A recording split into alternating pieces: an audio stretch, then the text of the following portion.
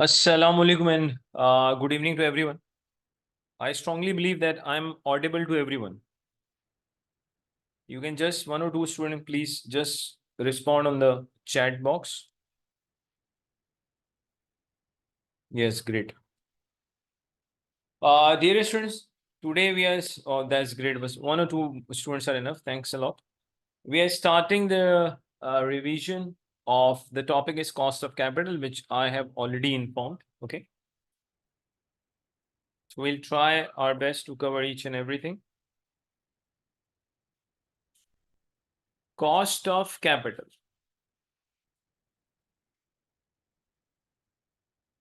That is also called weighted average cost of capital. Objective of cost of capital is investment appraisal.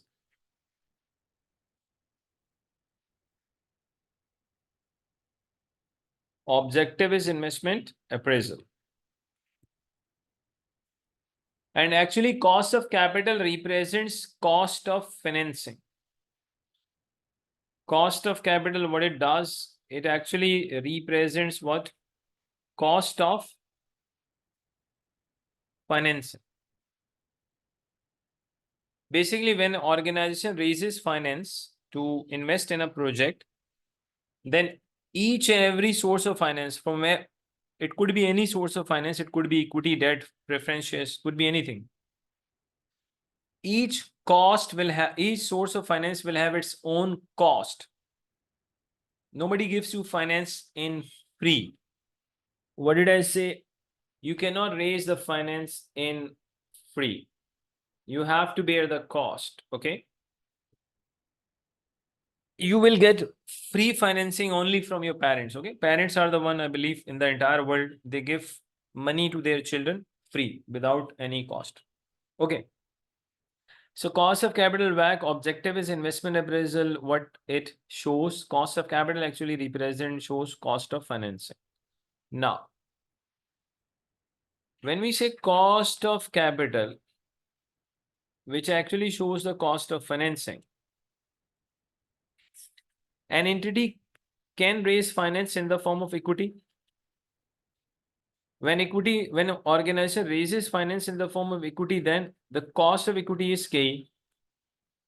When an entity raises finance in the form of debt, loan, then cost is KD1 minus T, that is cost of debt after tax. Why do we say cost of debt after tax? Because fixed payment of interest results in tax saving. Since fixed payment of interest results in tax saving, that is why KD1 minus T. We never write this 1 minus T with KE because we provide dividend to our shareholders. And dividend is already after tax. Payment of dividend will never result in tax saving. That is why we don't write KE 1 minus T. Payment of interest results in tax saving. That is why KD 1 minus T. Third, which is very, very important, that is preference shares. When an organization raises the finance in the form of preference shares, the cost is KP. But relating to preference shares, you should know that logically there are two types of preference shares. We do have irredeemable preference shares and redeemable preference shares.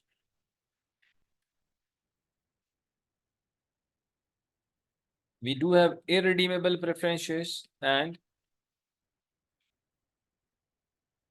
redeemable. I would say almost 100% in the past paper when you people studied financial management. I've hardly seen this in AFM. But if we go back to financial management, almost in every paper, it was always irredeemable. Our examiner never went for redeemable preference share, but obviously the possibility, the chance always exists that we do have two types of preference shares. What if the redeemable preference share comes? How do we calculate KP? We'll discuss inshallah. Don't worry at all today. Now let's first start with KE.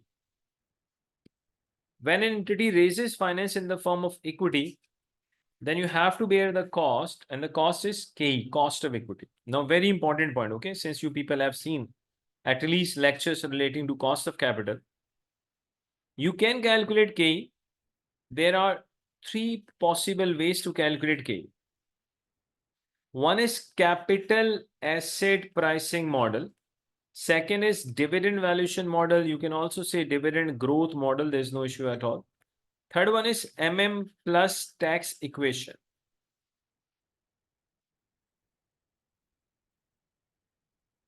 Okay, I just want to say a few things regarding Miller and Modigliani plus tax equation. Number one,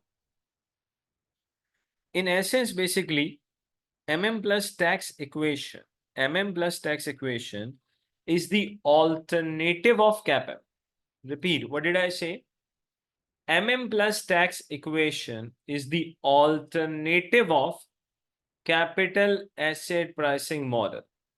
A situation where, let's say, you do need CAPM, but you cannot apply. Repeat. Let's assume you come across a situation, scenario, where you really want to apply CAPM, but you cannot, for example. Then instead of CAPM, you will go for plus tax equation. Especially, the hint is where you need beta and it is not given to you, and there is no any information that you can calculate beta, then we say don't go for CAPM, then go for plus tax equation. And as far as I remember, number one, in our regular classes, I have discussed plus tax equation. Second, I did discuss the derivation of plus tax equation as well, how to solve this equation on Excel, if I'm not wrong. But now, another important statement which I want to give, please listen to me carefully.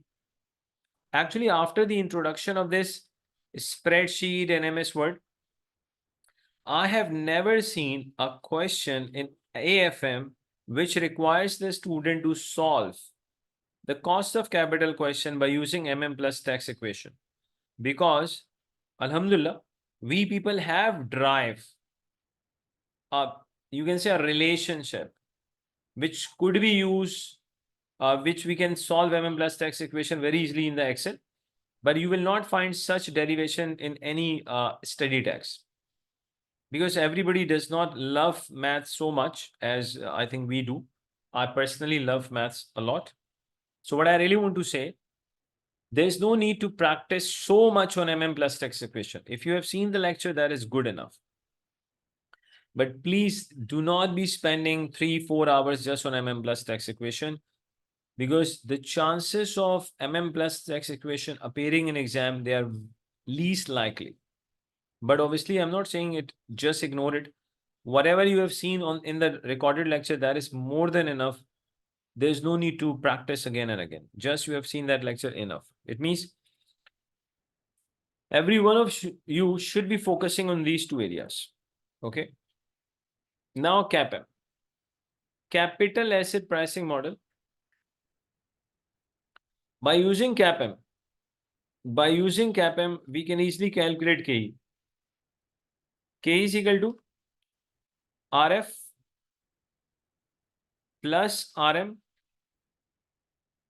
minus RF into beta equity. KE, we know that cost of equity, and the same thing is minimum return required by the shareholders. Basically, when we say KE is cost of equity, it is cost for the entity, for the company, but it is return for the shareholder. So when we say KE is basically cost of equity for the company, but it is minimum return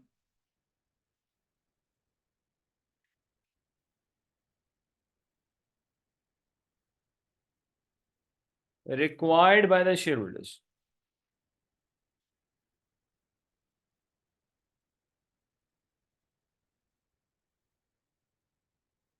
RF, risk-free rate of return.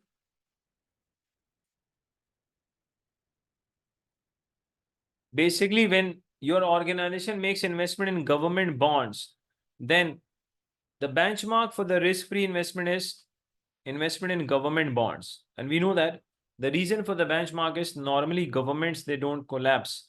That is why we say the investment in government bond is risk-free rate of return. RM?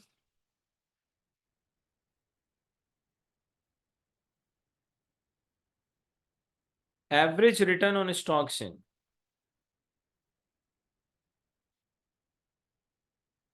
RM will be given to you. There's nobody's in AFM expecting ACC from ACC student to calculate RM.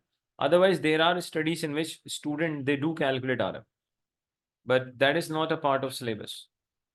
RM minus RF means equity risk premium. You should know this name as well. Equity risk premium. Another possible name is market risk premium.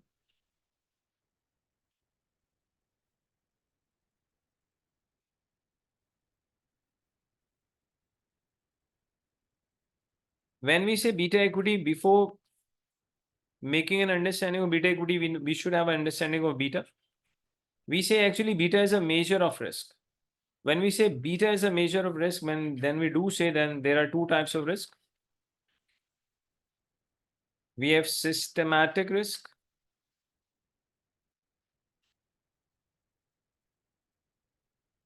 Unsystematic risk is a diversifiable risk.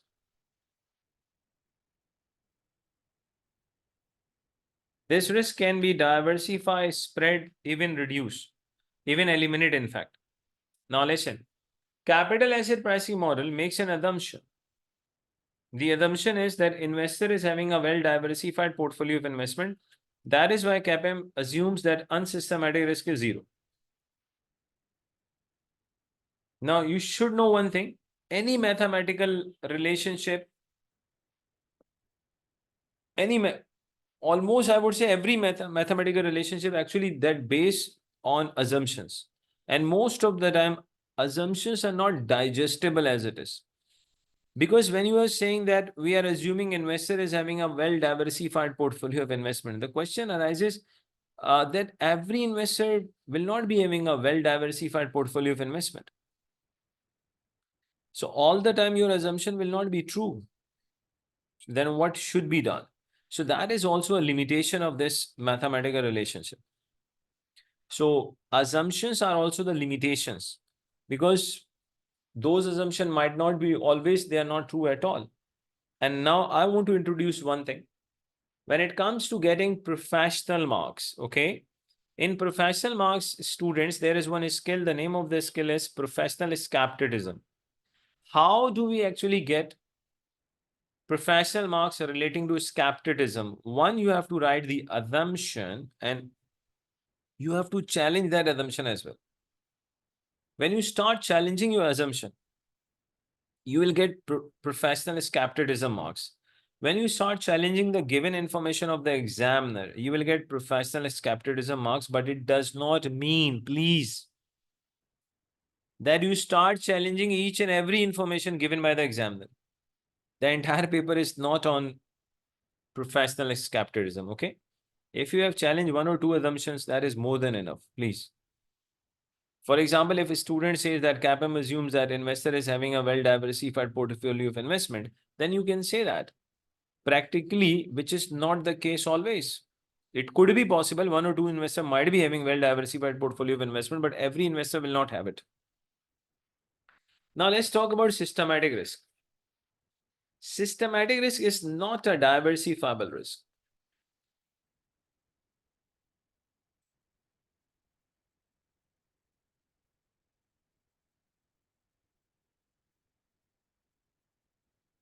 Actually, you cannot diversify this risk. No, you can't do that. No matter how genius you are, you will just face this risk. There's no choice. Example, let's say if in your country, because Alhamdulillah, we have a student right now from almost number of different countries. So if in your respective countries, government increases the tax rate, you cannot bring it down. That's one of the examples of systematic risk. Another example could be a rise in the interest rate, rise in the inflation rate. So these are the examples of systematic risk. So you have to just face it. You don't have any other option. Now, in capital asset pricing model, CAPM makes an assumption that investor is having a well-diversified portfolio of investment, which means unsystematic risk is zero. So we are left with systematic risk, which means that beta equity then definitely it measures. Beta equity is definitely a measure of, can I say, systematic risk. Beta equity is a measure of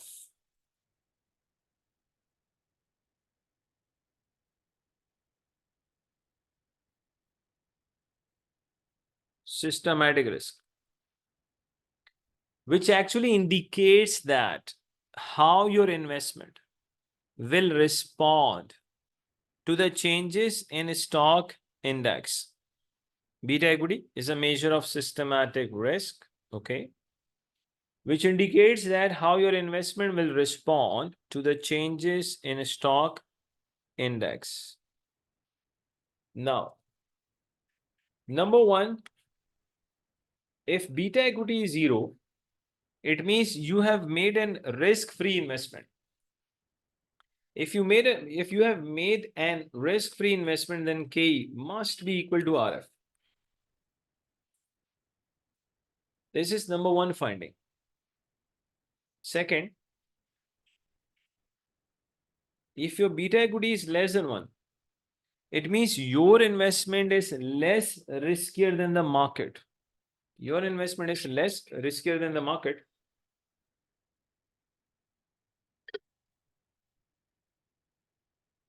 If your investment is less riskier than the market, K will be lower than RF. That's second finding. Third, if the beta equity is equal to 1, we called it benchmark beta.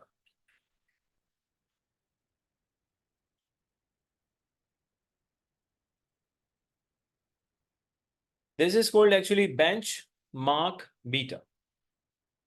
Benchmark beta means where your investment and stock index risk is equal.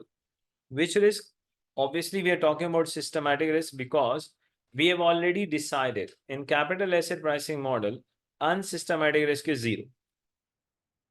So beta equity 1 is a benchmark beta which represents that your investment risk is actually equal to the risk at market. In that case,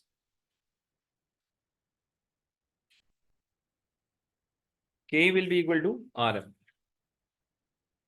K will be equal to RM. Now, fourth, if your beta equity is more than 1, if your beta equity is more than 1, it means, can I say it means your investment is more riskier than the market? Repeat. Beta equity is more than 1.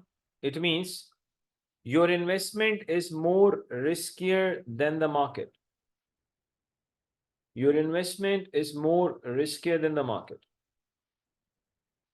When your investment is more riskier than the market, can I say KE will be higher than RF? So these are the 4 cases, okay? Now, the main point on which I want to just tell, what is that? Please listen and listen carefully. Look at this, case 1, 2, 3, and 4. Logically, what is going to be KE by using capital asset pricing model? It actually depends on beta equity. And beta equity itself is a measure of systematic risk. Repeat. See, either your KE will be equal to RF, RM, less than RM, more than RM. It actually depends on beta equity. And beta equity itself is a measure of systematic risk of investment. I want to say one thing now. It means, now listen, if somebody asks you a question that KE from CAPM exactly relates to which factor? The answer is it relates to the systematic risk of investment. Repeat, KE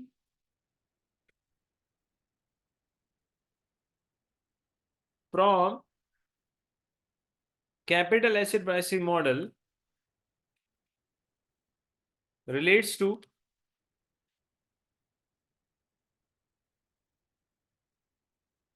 systematic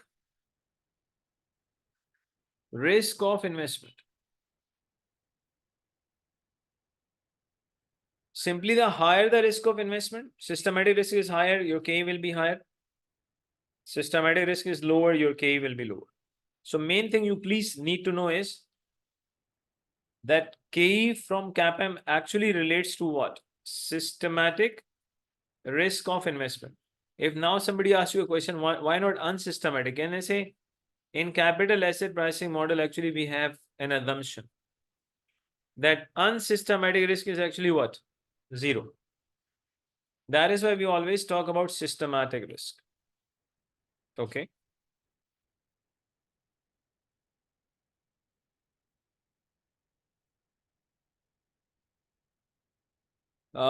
Number one request I have, please, students, I would request everyone, always try to come with your original name. And let me explain the systematic risk. I think you might have joined us late.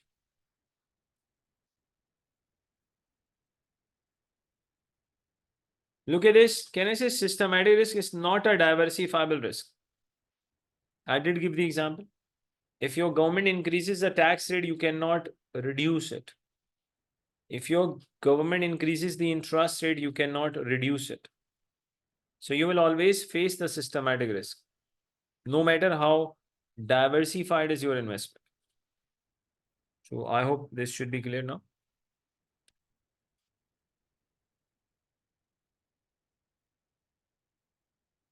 And I would request all of the students, please now slowly and gradually, you people need to speed up, in watching your lectures. The more lectures you are going to cover, you will automatically enjoy these live revision sessions.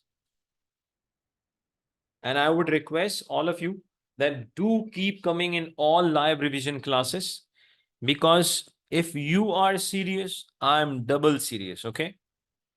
So if remember, never forget this, if you are serious in live revision classes, your teacher is double serious. If you are double serious, then I'm going to be triple serious. So I'll show my seriousness, inshallah, more than your seriousness. But when the student, they lose interest, they don't turn up in the live classes, then obviously it also demotivates the teacher also. So even though I used to take when students were not coming, but I would request, keep coming. So in a very limited period of time, you will be able to revise a really big amount of your syllabus, inshallah. Now, the second model, you can also calculate KE from dividend by using dividend valuation model. Another name is dividend growth model. Formula of DVM, K is equal to D naught 1 plus G upon P naught plus G. KE, we know that interpretation of the KE is same.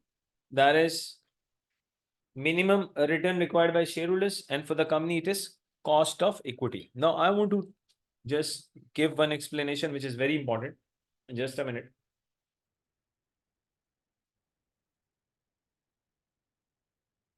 Please listen my question carefully, okay? If somebody asks you a question that do we get same KE from capital asset pricing model and dividend valuation model? Listen, the answer is yes, it is possible, only with one condition.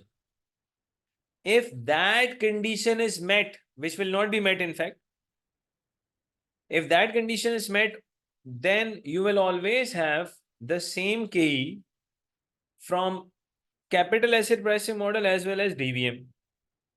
Now the question is, which is that condition? Actually, that condition is if stock exchange, a capital market, becomes a perfect capital market. Repeat, stock exchange, capital market, if the capital market, stock exchange becomes the perfect capital market, if the stock exchange efficiency is perfectly efficient in a perfectly efficient stock exchange, in a perfectly efficient capital market, you will have same KE from DVM as well as CAPM. Now the question arises, question is, what do you mean by a perfect capital market? Now listen.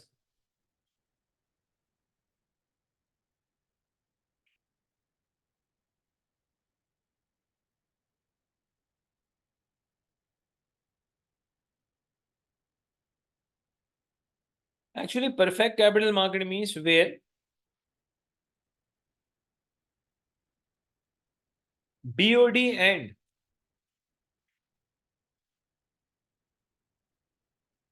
shareholders have the same information.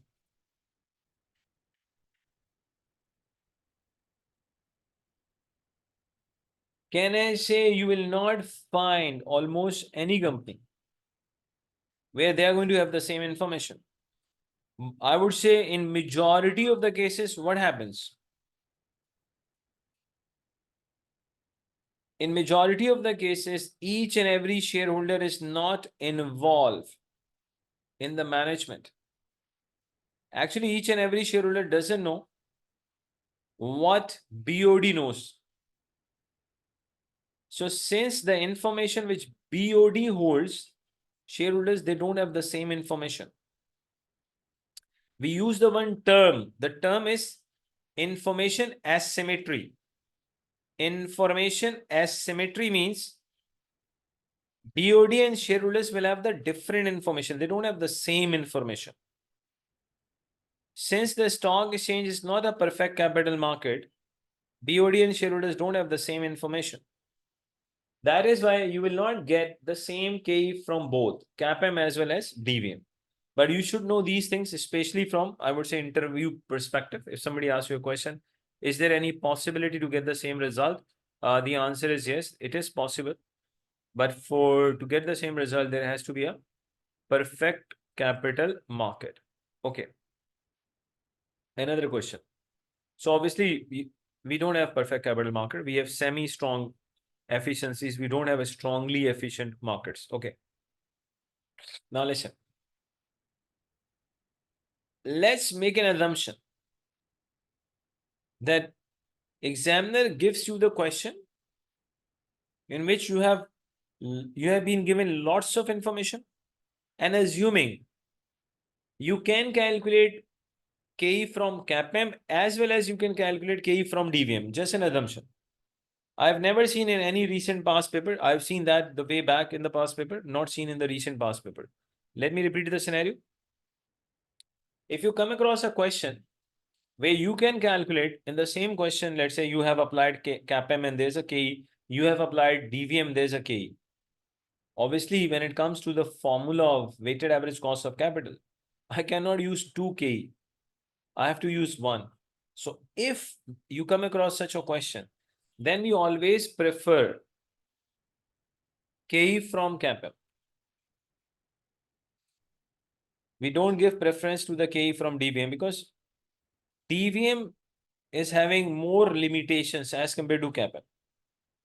But please listen to me carefully. What I'm saying, if there is such a great information is given to you, that let's say you have calculated KE from CAPM as well as DVM, but in final weighted average cost of capital formula, you will be using KE from CAPM. If there's such question then, but not seen in the recent past paper. Now let's talk about the inputs of DVM. D naught.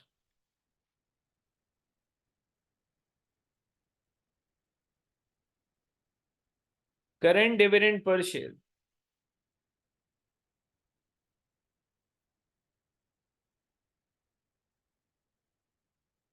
G is the annual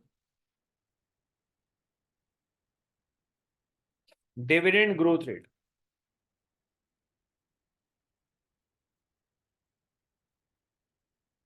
D naught 1 plus G is actually equal to D1.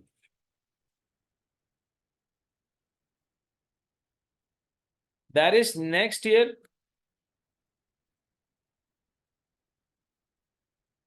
expected dividend, which means if this is D24, 1 plus G is going to result in D25. Okay. P naught is current share price ex div, excluding dividend. There are two possible share prices. One is ex div, another is cum div, CUM. Ex div means excluding dividend.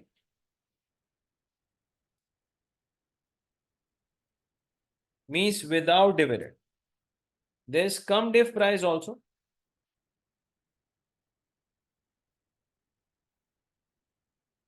Including dividend. In dividend valuation model, we don't use cum div value, we use ex div value. There's a reason behind that. Actually, cum div values, they exist only for few days. You can say maximum they will exist for 45 days. Because when the entity declares the dividend, then within 45 days, shareholders, they will take the dividend. So why would I take something as an input which exists just for 45 days? Then at least taking P naught without dividend is more logical as compared to taking cum div, because almost entire year your share price will be excluding dividend. And since cost of capital objective is investment appraisal, and investment appraisal is a long-term decision. So then we should not be using something which just will be there at the stock exchange only for few days. So instead of using cum div value, actually we go for ex div value. And nothing is mentioned in the question. Please listen to me carefully. If nothing is mentioned in the question, then we always assume given share price is ex div. Whenever the cum div price comes, it will be written. All you need is you have to make cum div price to become ex div by deducting the current dividend from the share price. And let me tell you one more thing. There are two ways to give you the cum div price. One, if examiner says current share price is, let's say, 22, and he says in the bracket it is cum div, and examiner gives you the dividend of $2 as well. So it means logically, can I say your P naught is going to be 20, which you will be using in dividend valuation model? Yes or no?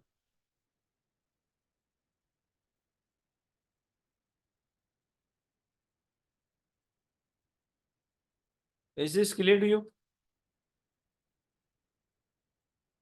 Okay. Now listen. Another possibility of giving you the cum div price. Another possibility. Try to understand, okay, what I'm writing. Examiner says current share price is, assuming $22, comma, company is about to pay the dividend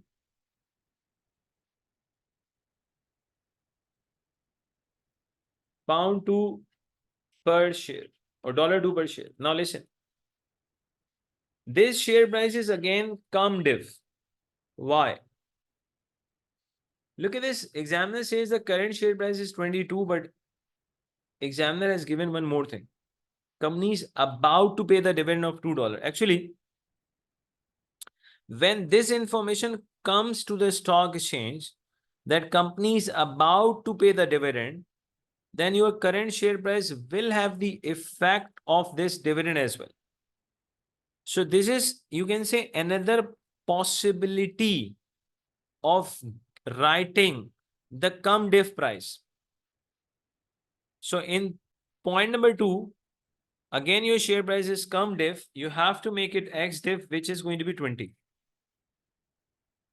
Again, I have not seen in the recent past paper that examiner has done things like that, but you should know that. If examiner says the company is about to pay the dividend, then your share price, whatever is given to you, it is treated as cum div.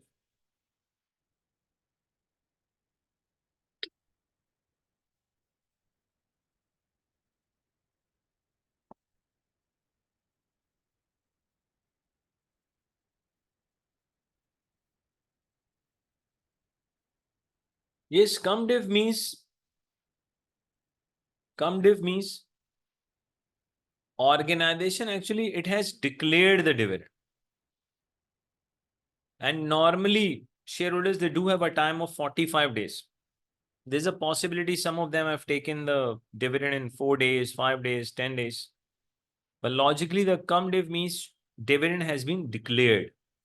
And the share price, which is at the stock exchange, it has the impact of dividend. After 45 days, that impact will be excluded automatically by the stock exchange. But it is still there, let's say, for 45 days. Is it clear now?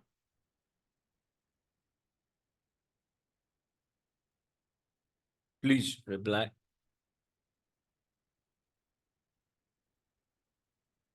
Okay, great. Now let's see.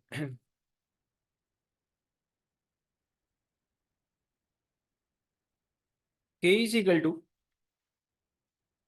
D naught 1 plus G upon P naught plus G. Never make few mistakes. Number 1, by using this formula, your K must be higher than the growth rate. At least mathematically, you should be very strong. Never make this mistake that K is coming even lower than the growth rate. Then absolutely your answer is wrong. So whenever you are calculating KE from dividend valuation model, so make sure that KE will be more than annual dividend growth rate. Okay. Now, just keep watching this formula. What if by using this formula, let's say just an example, okay, that instead of calculating KE, you are required to calculate P naught. So you can just change the formula. If I just show you the change, this is positive G. If you bring this on my left hand side to the other side of the is equal to, then the sign changes. The positive sign becomes negative.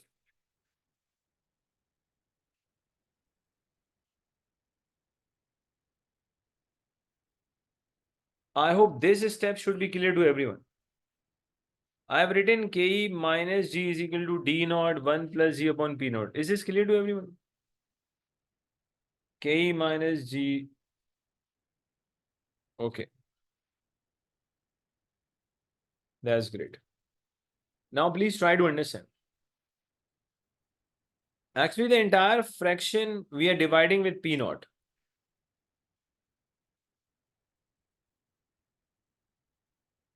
If this P naught goes to the other side of is equal to, then we will multiply P naught with other variables, which is Ke minus G.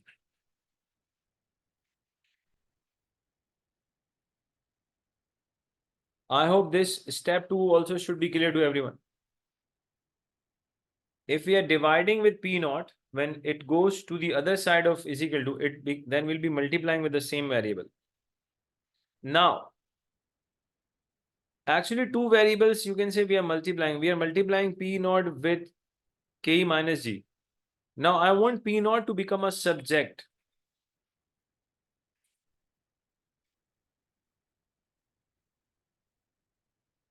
So I'll be doing this.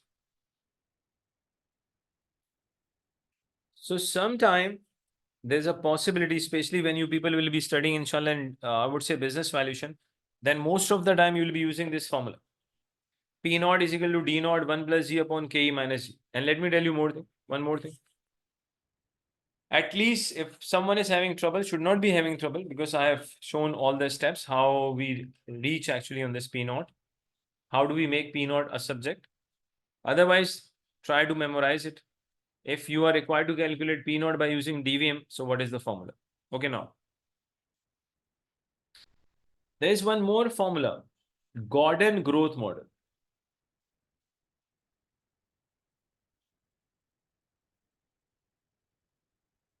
Yes, Gordon growth model. We use this formula to calculate P naught, obviously. Whatever is the subject, obviously we find the subject, okay? If P naught is a subject, it means you are finding P naught. Here K is the subject, it means you are finding K. Gordon growth model. Sometimes what happens that examiner does not give you the annual dividend growth rate, but examiner gives you the information regarding Gordon growth model. Then by using Gordon growth model, you will be calculating annual dividend growth rate.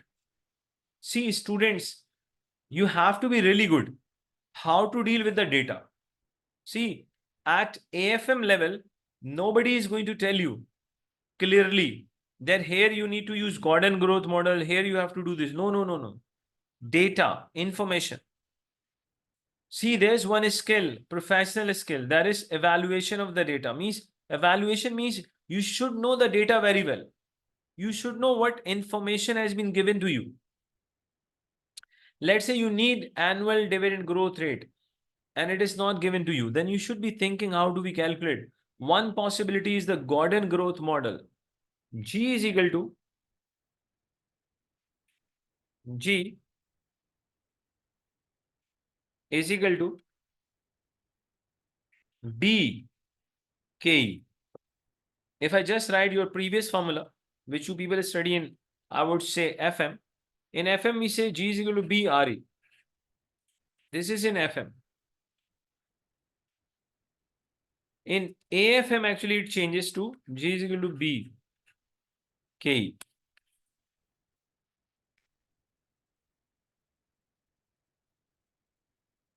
K, we know that. What is K? B.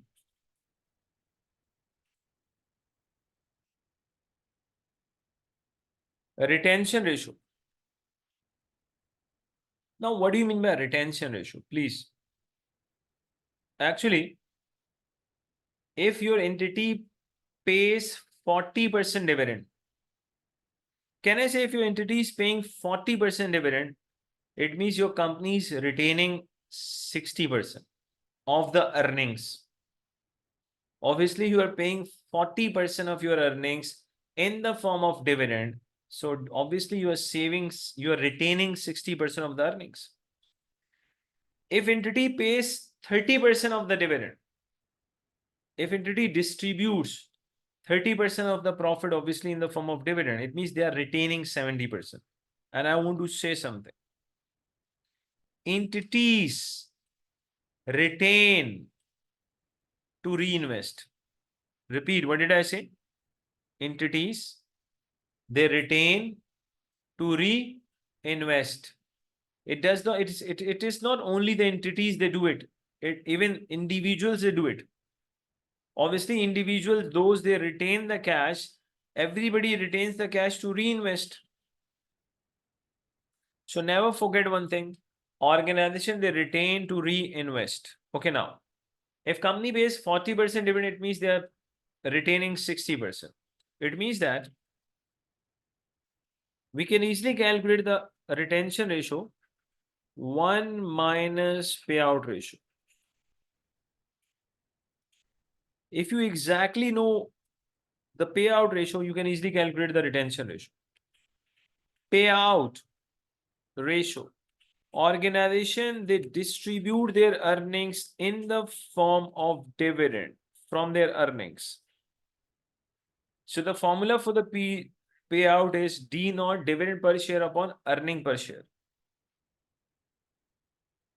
Obviously, now it depends on the information that are you required to use Gordon growth model or not.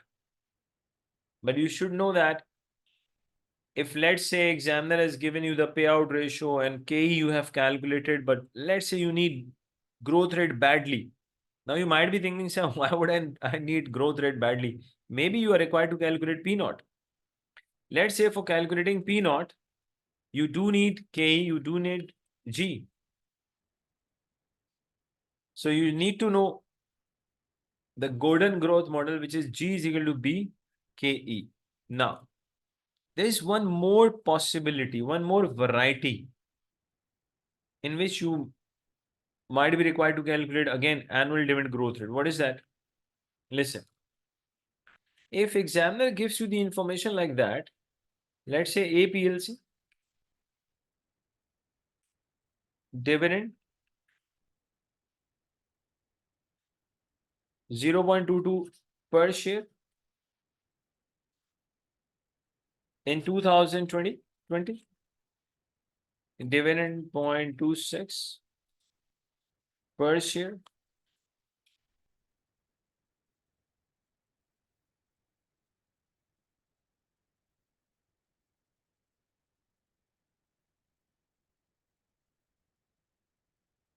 Okay, 3.4 per share.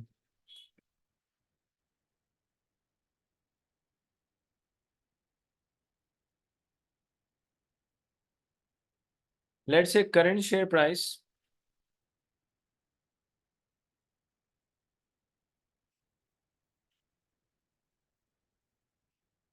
and we need KE. This is the information given to us. Okay.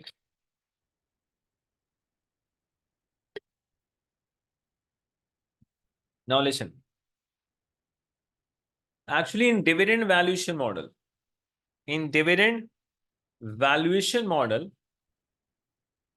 we assume annual dividend growth rate is constant.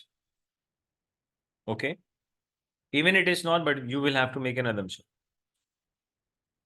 Due to this assumption, whenever you have given information like this, that number of years dividend has been given to you, how will you calculate the growth rate? Very simple. First, you have to take the most recent dividend, which is 0.34, divided by the first dividend in the question.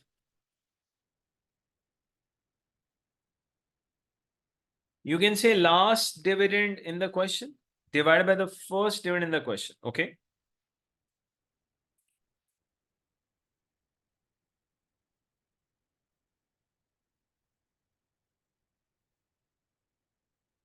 We have 4 years. 1, 2, 3, 4. Power is going to be 1 upon 3. Obviously, if there are 4 years, so your dividend has been grown by 3 times, not 4th time. Minus 1. This is a formula. Okay. G is equal to 0.34 upon 0.22 and 1 upon 3. Now, how I'm going to solve this on Excel? Very simple.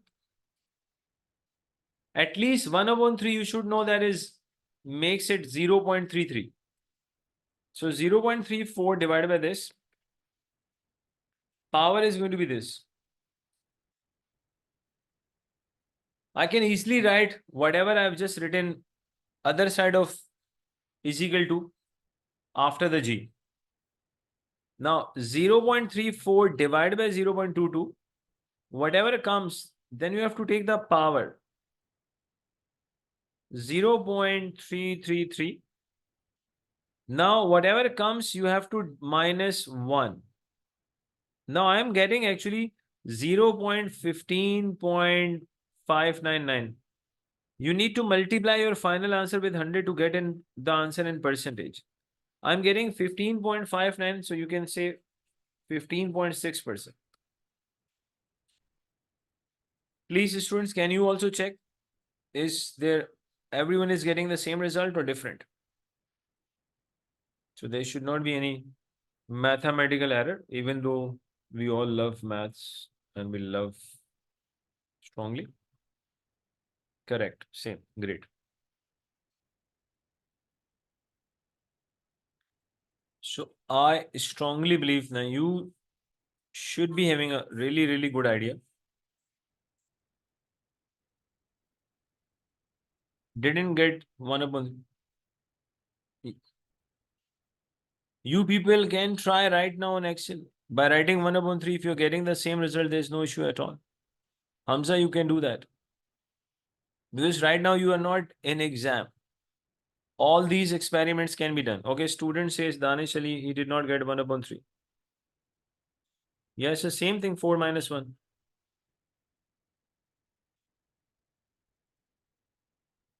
Danish, if there are 4 years, the growth has to be 3 times, cannot be 4 times.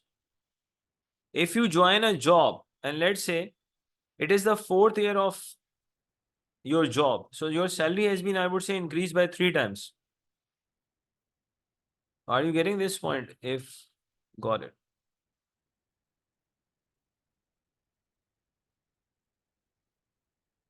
I strongly believe, and most of the time I believe strongly, I believe you should be having a good idea, really good idea of now CAPM and DVM. Now let's talk about debt. That's debt. Loan. What if organization raises the finance in the form of debt?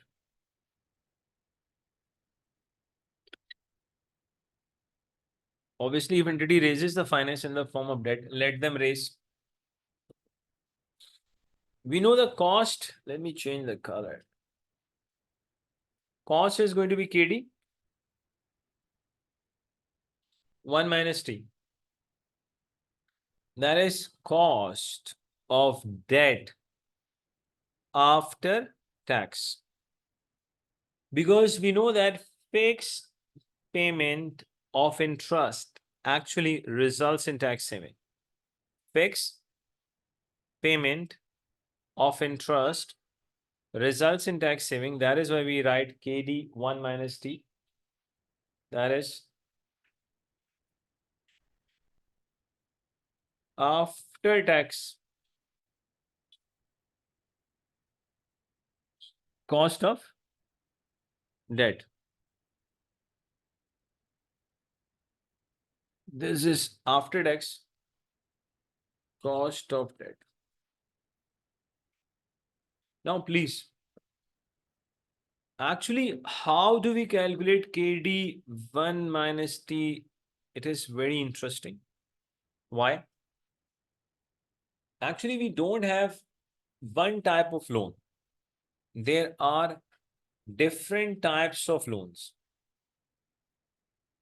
What comes in exam most of the time, I'll come to that, but let me tell you.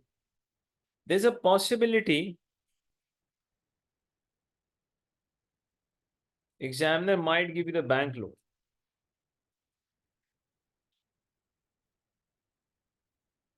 Let's say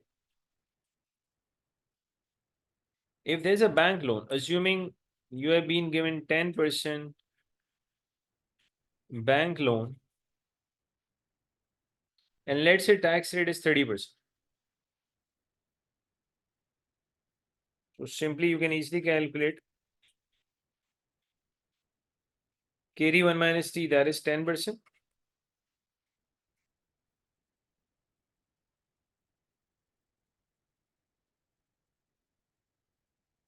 All you need is just use this formula, that's it. Extremely easy. to calculate KD 1 minus T of bank loan. Just take the interest rate into 1 minus T. No need to do anything. Plus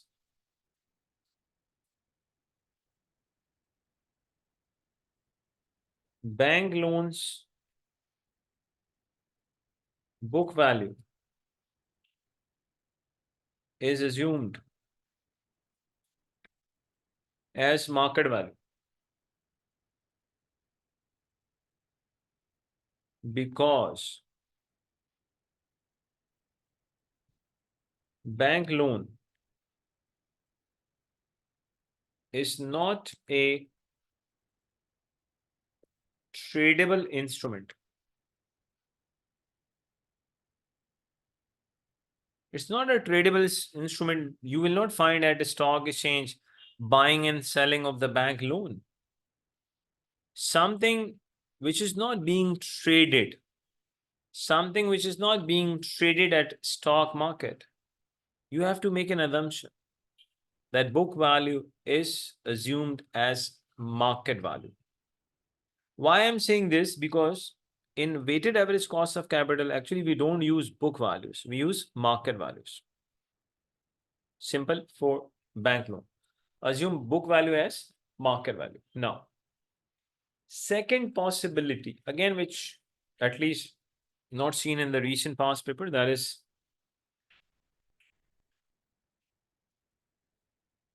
irredeemable bonds. Irredeemable bonds. KD1 minus T is equal to I1 minus T upon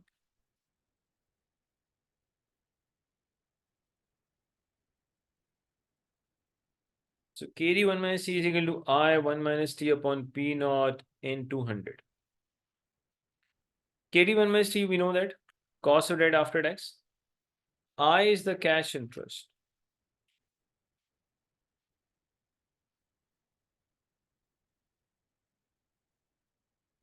T is the tax rate.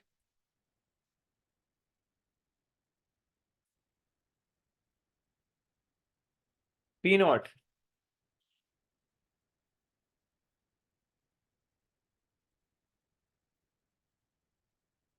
Current bond price.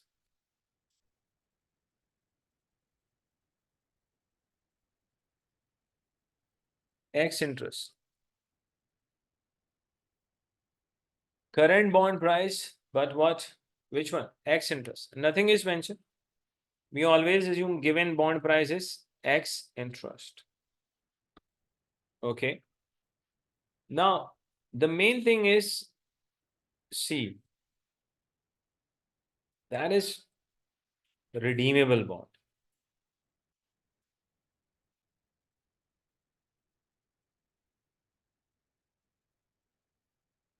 Redeemable bonds are extremely important in AFM.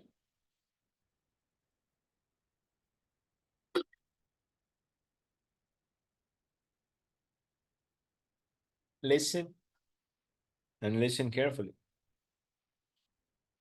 Logically, when it comes to redeemable bonds, another name could be for the redeemable bond is dated bonds. Those bonds, they have date.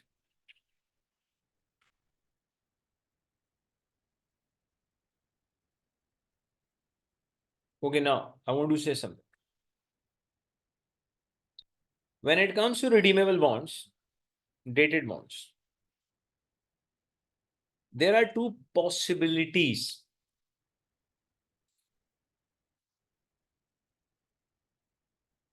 Actually, your redeemable bonds could be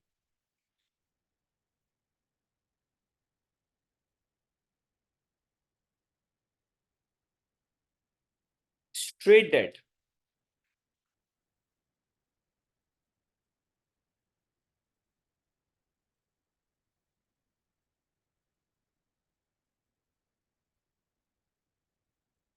Without conversion option. Straight debt is a technical term. The bond which does not have a conversion option, it is called straight debt. Obviously, the redeemable bond could be straight. Without conversion option, it means it could be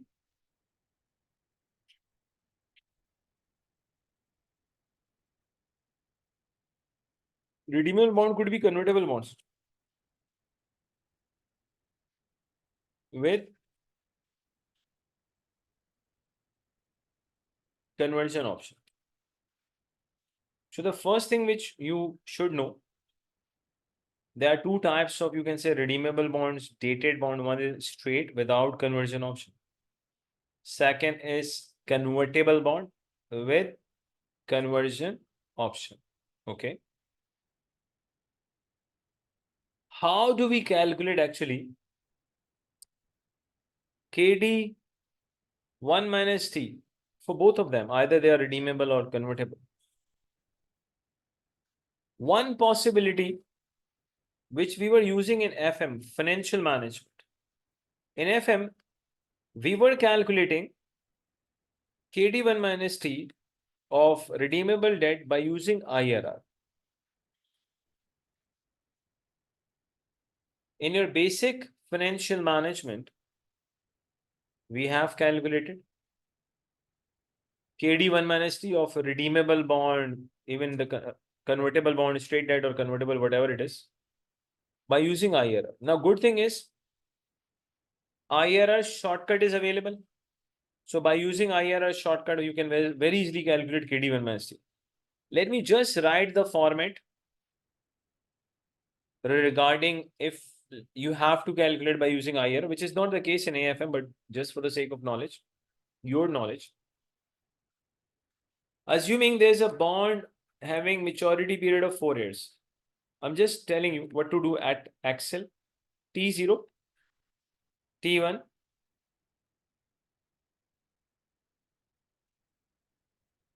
T2, T3 and T4. Cash flows. Time 0. You will take the market value of existing bond, outflow, market value of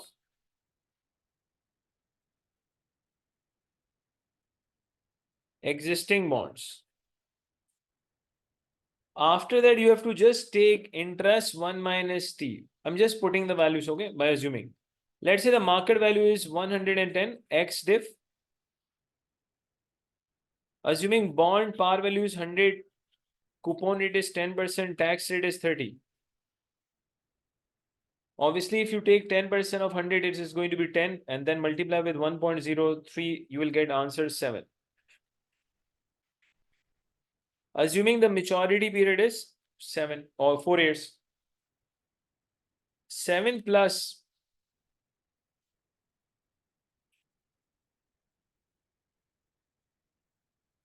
redemption amount. Now, please, when you see 7 plus, I've written redemption amount. And I always say regarding this redemption amount, RTQ. Read the question carefully. Why? See, for redemption, there are number of possibilities. That is why I've written RTQ. Read the question carefully. One possibility, the redemption will be at par value. And let me tell you, nothing is mentioned. We always assume redemption is at par value. If the question says it is at par, it's okay. If question is silent, not mentioning anything, then you will assume redemption is at par value. Second, redemption could be at premium.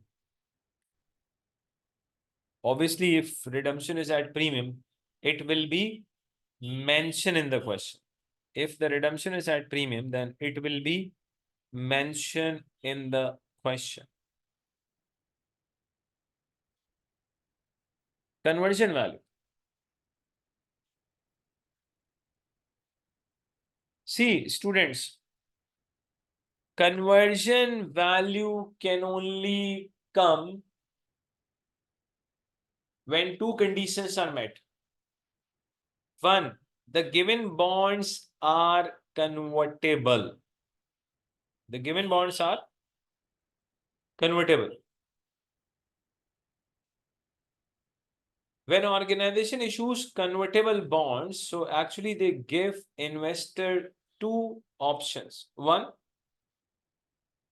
at maturity, they can redeem the bonds and take the cash. Second, if they want, they can convert the bonds to shares. If they want, they can convert the bonds to shares. Can I say logically, investors at maturity, they will compare redemption amount with the conversion value, whichever is higher, investor will opt that. Repeat. At maturity, investor is going to compare redemption amount with the conversion value. Obviously, whichever is higher, investor will go towards that. If the conversion value is higher, so investor will opt the conversion value. But let me repeat, conversion value can only come, number one, the given bonds are convertible, and second, at maturity, the conversion value is more than the redemption amount. Fourth, I'm just writing, I have never ever seen in the history of ACCA, but I have seen that in some other chartered accountancy, that is redemption at discount.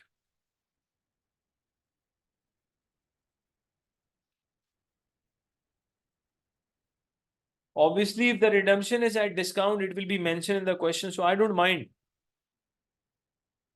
I will take that if it is at discount. These are the possibilities.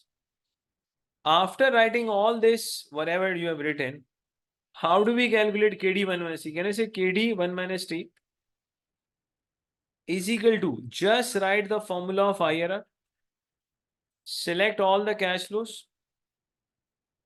See, I have not seen. Reason I could give you the reason. Logic is possible because I do teach other chartered accountancies, alhamdulillah.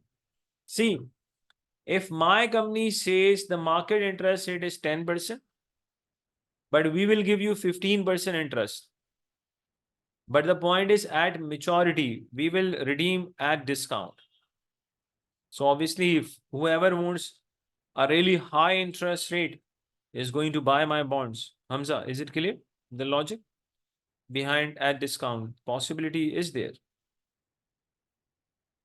Hamza, please reply. Market is giving 10%. My company is ready to give 15, but with that 15, I put a condition that I'll give 15, but at maturity, I'll give the less amount. So whoever wants to invest, more than welcome. Okay, let's say you have written all these cash flows and there's just KD is equal to IRR. Use the formula. Let us perform this on a Excel. It will hardly take 2 to 3 minutes, so that you should have an idea. Obviously, you do have idea, but let's do it together as well. Let me bring the Excel sheet.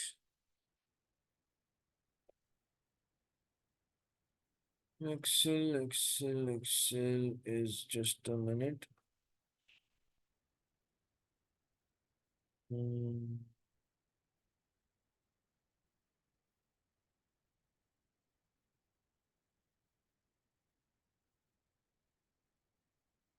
I hope everyone can see this Excel sheet.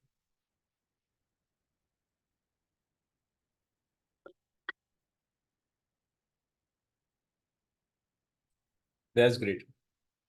Why I'm asking basically, once what happened? I was on the Excel, but the student, they were not on Excel. So that's why I said no. Every time I should ask the student. Let's say time is going to be 0, 1. Oh, no, it's not 1, 2, 3, and let's say 4.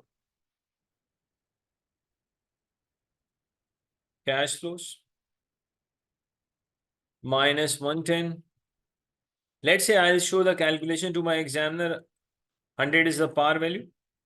Multiply by, let's say, 10%. Then assuming the tax rate is 30, if the tax rate is 30%, I should multiply this with 0.7.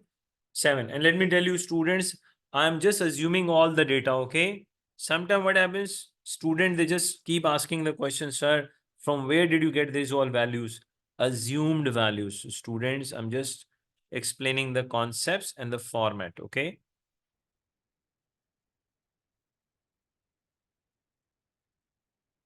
In the last year, with this 7, you have to take the redemption amount as well. I'm assuming redemption is at 20% premium. So take 120. Now, you have to actually calculate KD 1 minus T is equal to, just write IRR, select this IRR. That's how we make mistakes. Is equal to IRR.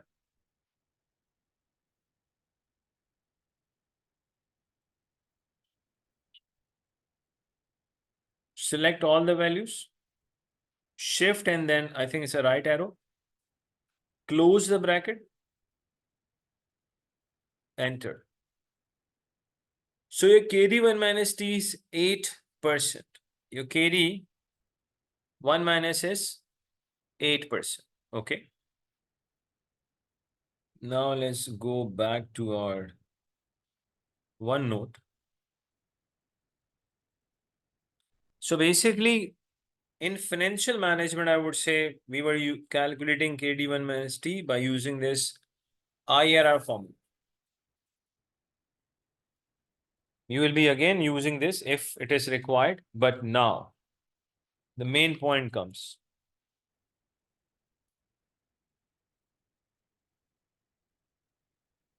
See, Irfanullah, you can use all the possible shortcuts which are available in exams.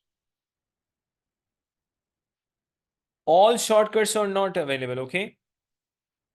What sort of shortcuts are available? I think I have, you people should have seen my video. It's just, I think, 5 minutes video in which I have covered almost all the shortcuts. You will not get each and every shortcut which is available in your Excel. Irfanullah, I hope I have given the answer to your question. I'll be using only those shortcuts which are available in exam, okay? I'm not supposed to use any other shortcut which is not available in exam because there's no benefit at all. So I'll be using only those shortcuts which are available. Now, please. Redeemable bonds.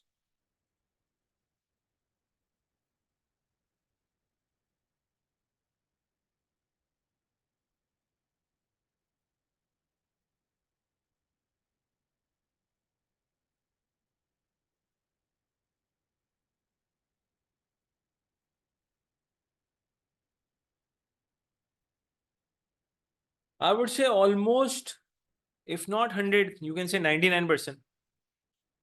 In advanced financial management, we calculate KD1 minus T of the redeemable bonds by using YTM approach. By using YTM approach, yield to maturity. What do we do in YTM? Very simple.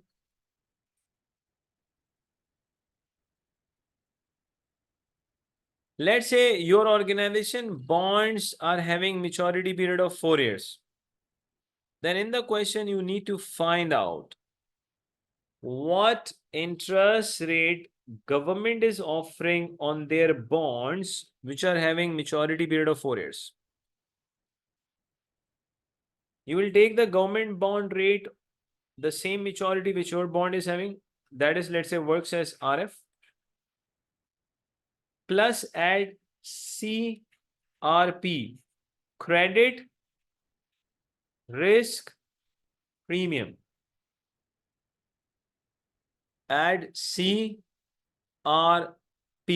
credit risk premium. If examiner wants, examiner can replace this term of CRP with default risk premium. I've not seen examiner doing that, but just for the sake of knowledge, I'm telling you. For credit risk premium, examiner can use the term default risk premium. Okay. CRP, credit risk premium, will be given to you. For example, if the maturity period is 4 years, so examiner will give you the CRP according to the 4 years. If your bond is having a credit rating of AA, examiner will give you the CRP at rating AA. What I really want to say, I just want to say one thing. Examiner will give you the government bond which has the same maturity period like your bonds, and examiner will also give you the CRP. All you need is just add. All you need is just add credit risk premium in relevant RF. You will get YTM, yield to maturity. Yield to maturity means you can say this is the return required by the lenders.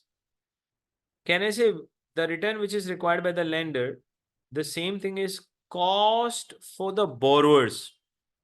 Repeat. Return required by the lenders, actually it is a cost for the borrowers.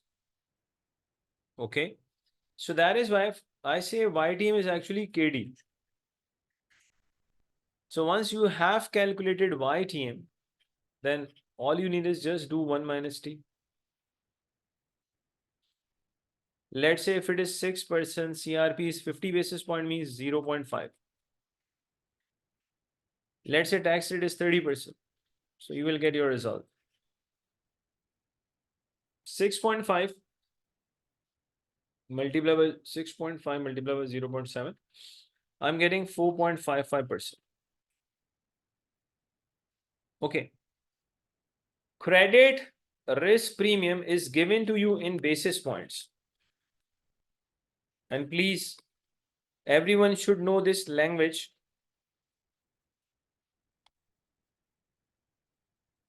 Hundred basis points are equal to 1%. 100 basis points, they are actually equal to 1%. Now, I think I have mentioned in AFM, YTM approach you will be using in 99% of the cases. First priority, please listen. First priority of calculating KD1 minus T in case of redeemable bond in AFM, our first priority is always YTM. The first priority is YTM. If it is not applicable, you don't have the enough information, you are unable to apply YTM, then I'll go for IRR.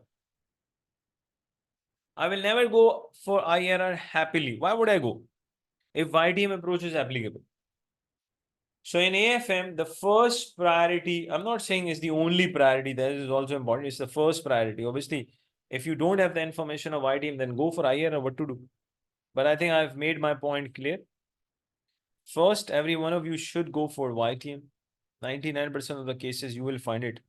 If not available, not applicable at all, then obviously what to do? Go for IRR.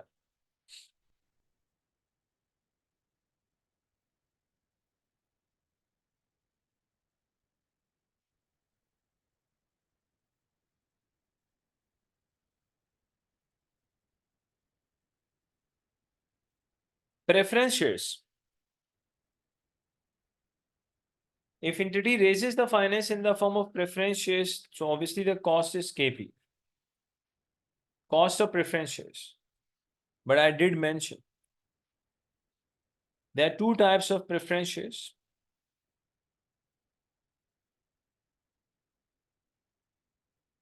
Irredeemable preference shares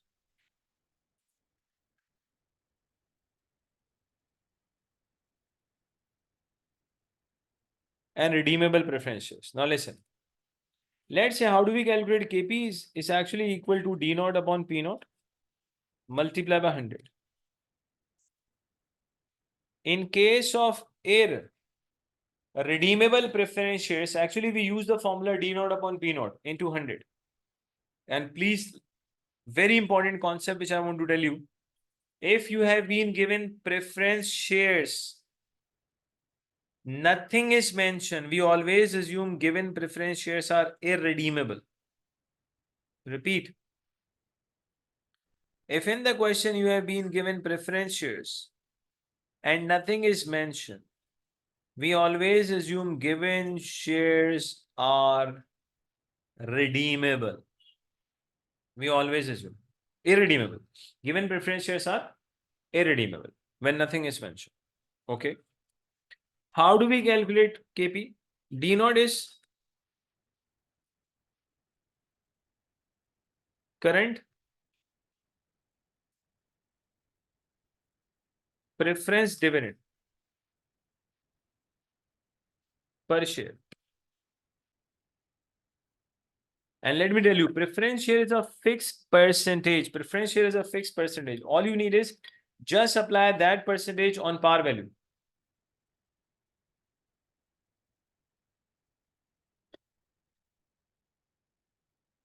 Preference dividend is just a fixed percentage. You just need to apply that percentage on the par value.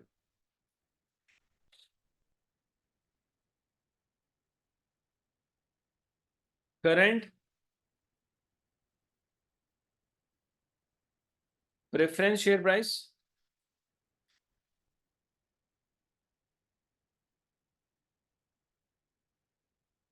X div, excluding dividend. Nothing is mentioned. We always assume given price is X div.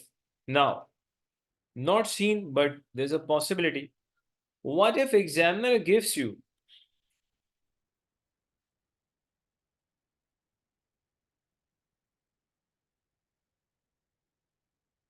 redeemable preference shares? Number one, students, if examiner has given you redeemable preference shares, then examiner has to write categorically redeemable. The word redeemable has to be mentioned because nothing is mentioned. We will always assume given shares are irredeemable. So if examiner wants us to believe that shares are redeemable, he has to mention. Let's say it is mentioned in the question that given shares, preference shares are redeemable preference shares. If the given shares are redeemable preference shares, then you will calculate KP. Now you will calculate KP by using IRR. But obviously there will be no 1 minus T. We never do 1 minus T, the preference dividend. The concept is if examiner has given you redeemable preference shares, then you have to calculate KP by using IRR. So what are the cash flows which you will be using it? Let's say we have 6%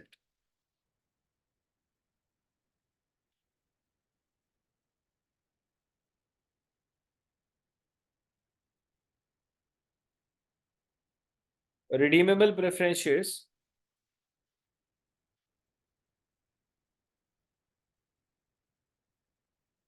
Par value is 0.5.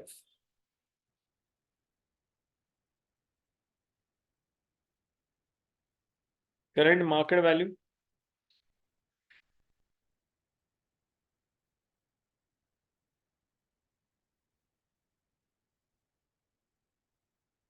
dollar 0.64 and let's say cum div.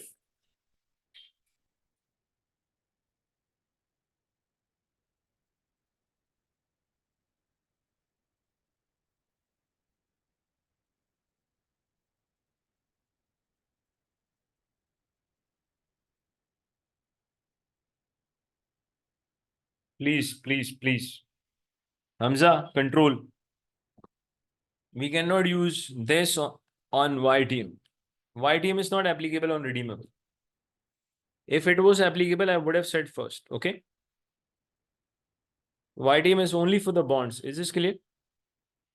YTM is only for the bonds, not for the shares. Is it clear? YTM is only for the bonds, not for the preference shares.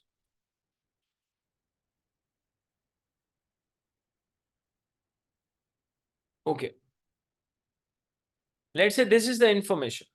Look at the information. 6% redeemable preference share, par value 0.5, current market value is this, but examiner says come diff, maturity is 5.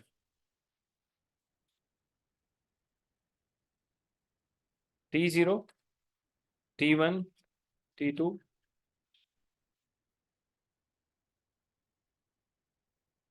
Cash flows.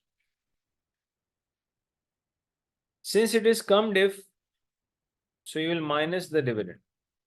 Take 6% of 0.5.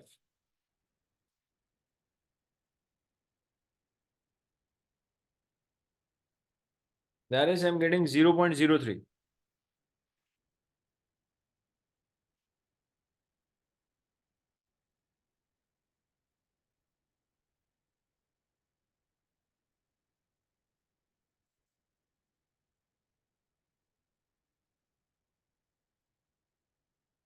Nothing is mentioned. Redemption will be, of course, at par value. So in the last year,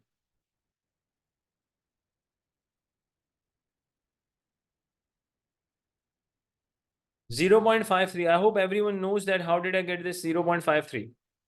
In the last year, the redemption amount is going to be the par value 0.5 plus the dividend of 0.03.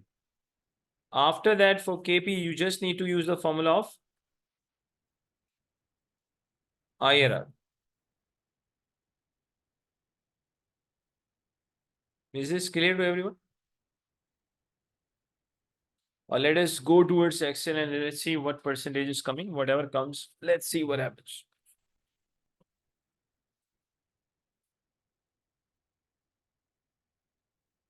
Excel, Excel, Excel.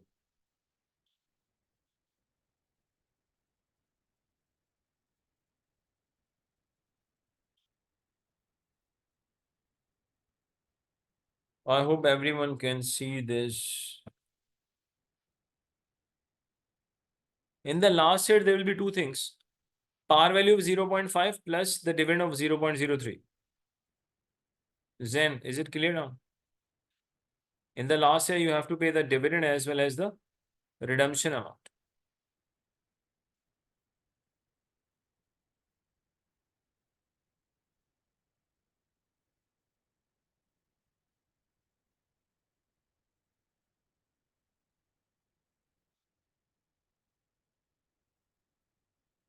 Let's say minus 0.61. 0.03. Let's take the option of drag. In the last year, add redemption amount also, which is 0.5. Let's see what KP we are getting.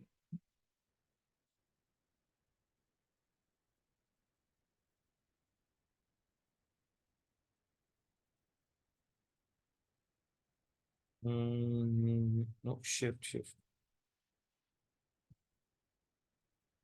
We are getting 1%. That's great. The answer is 1%.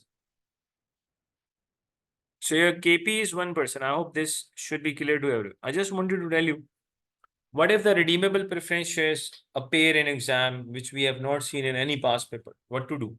Simply use the formula of IRR.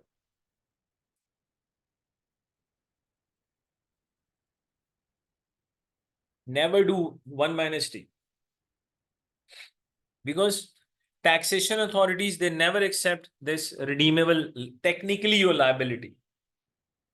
So that is why they will never allow you take preference dividend as interest and deduct 1 minus T. Never ever. Taxation authorities never allow this.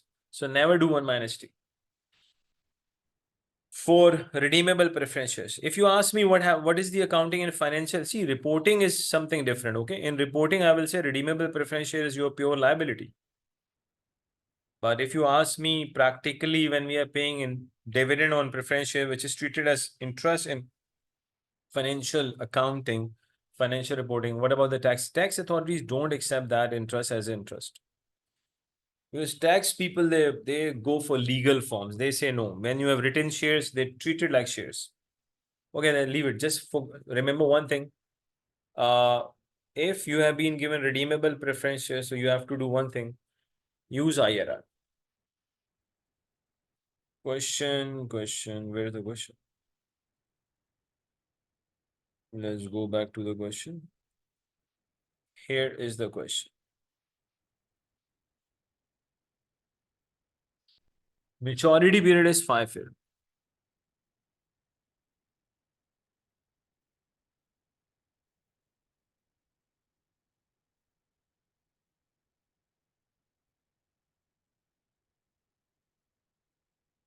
Okay, students, I tried my best to clear number of concepts regarding cost of capital. Now, what I really want every one of you, I want to keep the class tomorrow at the same timing 9:30 so that we can discuss the remaining areas of cost of capital.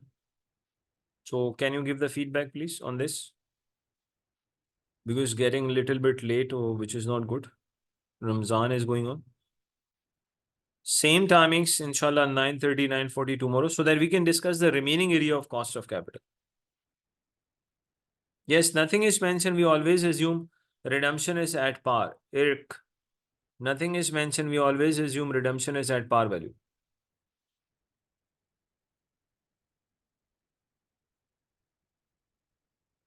Irfanullah, I can't do that. Basically, already it is very late. That is the problem. Because if we start late, so SBR classes, I think we are starting SBR revision classes from Thursday, inshallah. Zain, inshallah, I think before morning it will be uploaded. SBR timings will be shared in the SBR group. More or less the timing will be same, inshallah. Timings will be same. From Thursday, we'll start conducting live revision classes for SBR, inshallah. So I would appreciate if you people give the feedback of today's class in your relevant WhatsApp group, so that motivates obviously the teacher as well as the rest of the students, so that they should appear also in the live revision class. See, I mentioned earlier, if you are serious, you will find your teacher double serious. And you might have noticed in today's class, one, I did discuss almost each and everything. And second, I was not in hurry at all. You might have noticed that. I was very calm in the entire lecture. Slow and calm. I was not in hurry at all. So I would appreciate if you people give the feedback in your relevant WhatsApp groups. So see you all inshallah tomorrow.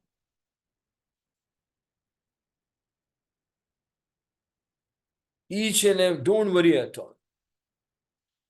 Just you people follow the instructions. And today I give the instruction regarding MM+ tax equation. No issue at all.